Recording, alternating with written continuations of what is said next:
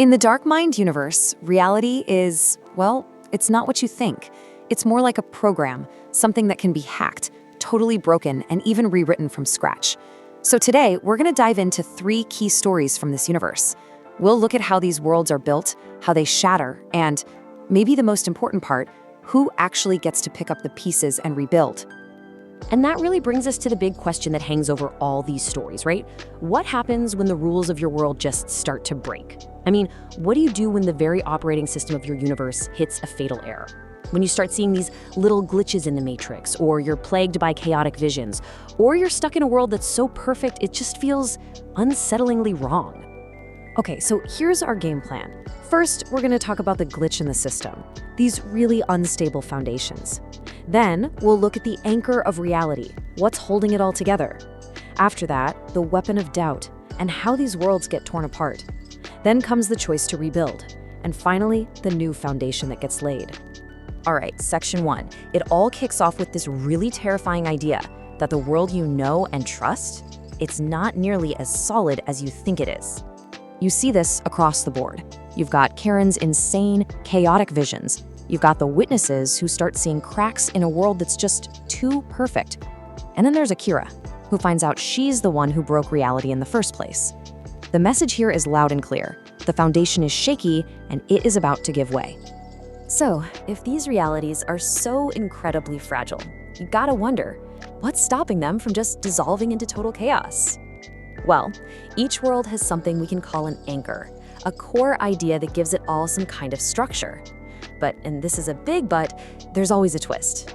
And just look at the massive gap between what people think is going on and what's actually happening.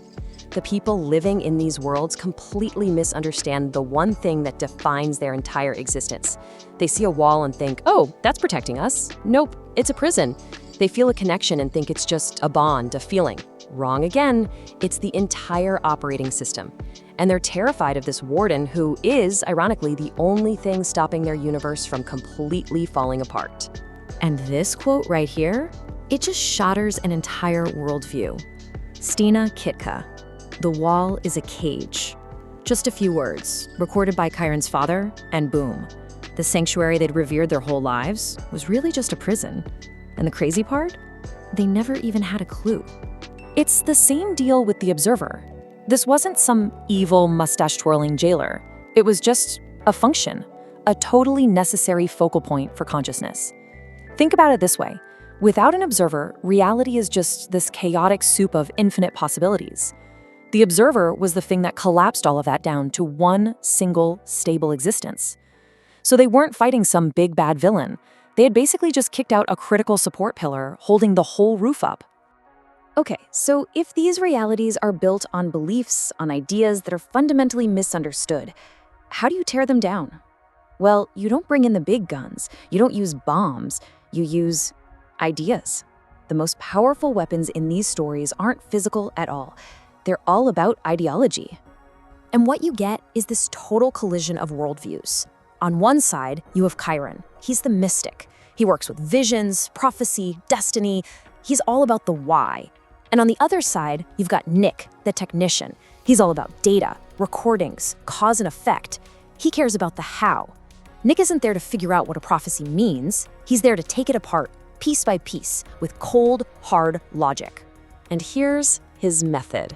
And it's brilliant. He completely ignores all the big, scary, chaotic stuff in Chiron's vision. Instead, he zooms in on one tiny, almost forgotten detail, a childhood song. See, Luna couldn't possibly know that song, so Nick deduces the vision can't be a warning about her fate. No, the really critical piece here is that it has to be a message about Chiron's role in her fate. It's amazing. Nick uses pure logic to turn the vision into a weapon against the very person who saw it. Now the witnesses, their method is even more insidious, if you can believe it. They don't try to brute force their way through Akira and Mio's connection. Oh no, they hollow it out from the inside, using carefully planted, corrosive doubt. I mean, look at these questions. They're not just questions, they're poison. What if your feelings aren't even real? What if you're just a program? They're designed specifically to attack the certainty, the absolute faith that holds their bond, and by extension their entire world, together.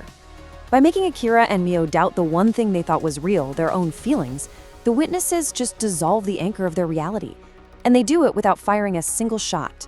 So, okay, the worlds are broken. The foundations have just crumbled to dust. What's next?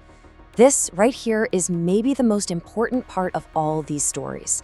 It all comes down to a single, world-altering choice.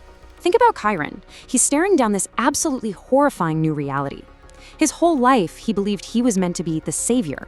And now, he's just been shown with undeniable logic that he's actually the trigger for the very disaster he's trying to stop. But here's the thing. In that moment of terrible revelation, he doesn't break. He accepts it. He accepts this new awful role, and for the first time ever, all those chaotic visions suddenly snap into focus. He sees a clear, terrifying path forward, and he makes the choice to walk it. Akira's moment, wow, it's just as powerful. Her world is literally dissolving into static. Her connection to Mio is gone, and she just stops fighting. She stops trying to prove the connection is real. She lets the doubt in, she accepts it, and then from that place of total acceptance, she makes a simple, conscious, powerful declaration of her bond. And that, right there, is the crucial distinction. What she does, it wasn't a desperate plea to try and reboot the old system. No, it was a conscious choice. It was the creation of something entirely new, forged out of pure will in the middle of all that chaos. She's not trying to get back what she lost. She is building something brand new, something that stands on its own. So we come to our final section, the new foundation. Because these individual choices, they don't just patch up the old worlds. They forge entirely new realities, built on a completely different set of rules. This is a complete paradigm shift, you guys. The old systems, the observer, the original connection, they all needed a single point to function, a single individual, a single sacrifice. But this new reality, the one born from choice, it's built on something totally revolutionary, a shared existence. The anchor doesn't have to be one person anymore. It can be the bond between people. And this one line just says it all. Us together is the new foundation. It perfectly captures this new architecture. The bond between two people stops being just an emotional state. It becomes the literal, structural foundation for their entire universe. It's not something that just exists inside of reality anymore. It is the reality. So when you put all these pieces together, the takeaway is pretty profound. In the internal logic of the DarkMind universe, love isn't just an emotion. It's a fundamental, system-altering force. It's a force of nature that isn't bound by the cold, hard rules of cause and effect. It is quite literally the one power strong enough to look at the system, say no, and rewrite the whole thing from the ground up. And that really leaves us with one final, provocative question. If a reality can be completely torn down by a single, well-placed doubt, and then totally rebuilt by a single conscious choice, what does that mean? It means the power to create worlds isn't just for gods or massive systems. It rests in the hands of individuals. Which really makes you wonder, if reality is built on choice, who's going to be the next architect?